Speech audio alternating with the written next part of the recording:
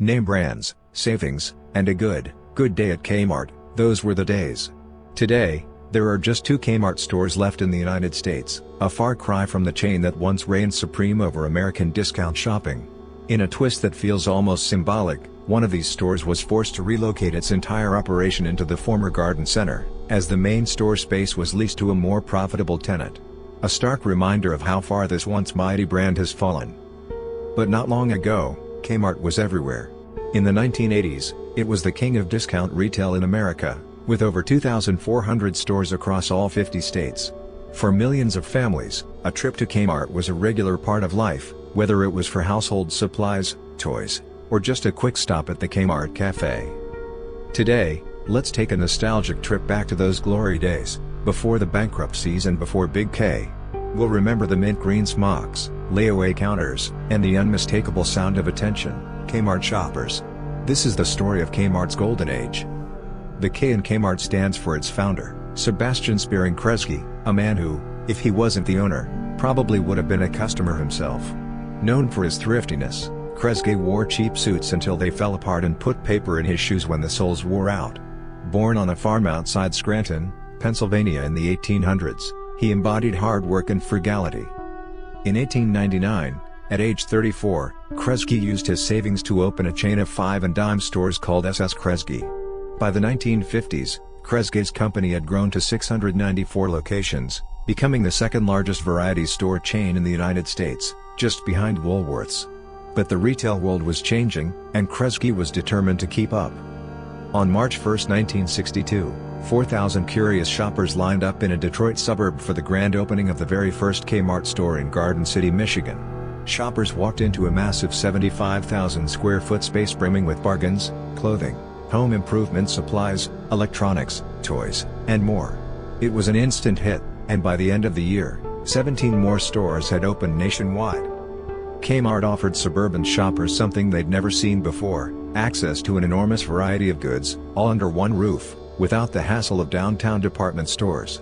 Plus, there was plenty of free parking. Kmart's expansion was explosive.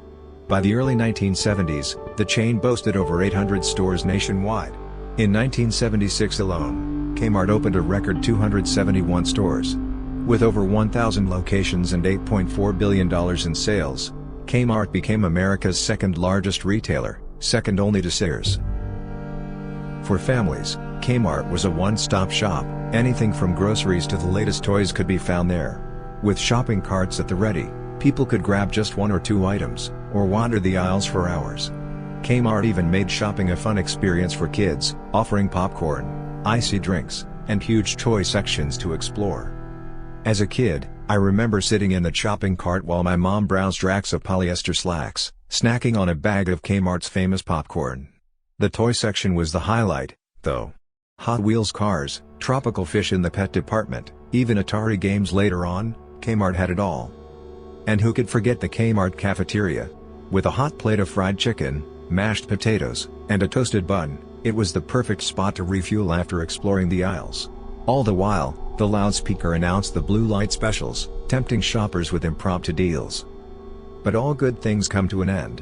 In 1990, Walmart surpassed Kmart as the nation's top retailer, and it wasn't long before Kmart struggled to adapt. The beloved blue light special was taken away in 1991, the iconic logo was changed, and the personality of Kmart began to fade. Most Kmart stores were eventually rebranded as Big K, with new layouts and brighter lights, but something had been lost. By 2002, Kmart filed for Chapter 11 bankruptcy, unable to keep up with Walmart's lower prices or Target's style and quality. Even an ambitious merger with Sears couldn't save it. From a peak of 2,486 stores and 350,000 employees, Kmart is now reduced to just a few isolated locations, including stores in the U.S. Virgin Islands, Guam, and one in the Hamptons. For most of us, Kmart is already just a memory. But when I think back on Kmart, it's not the Big K stores that I remember. It's the old-school Kmart with the beige tile floors, fluorescent lights, and the excitement of a blue light special. It's the Kmart of childhood memories, a helping hand, a bag of popcorn, and dreams bought on a budget. Thanks for joining me on this trip down memory lane. If you enjoyed this video, be sure to click to watch the next one, and don't forget, Attention Kmart shoppers, there's always something special in store.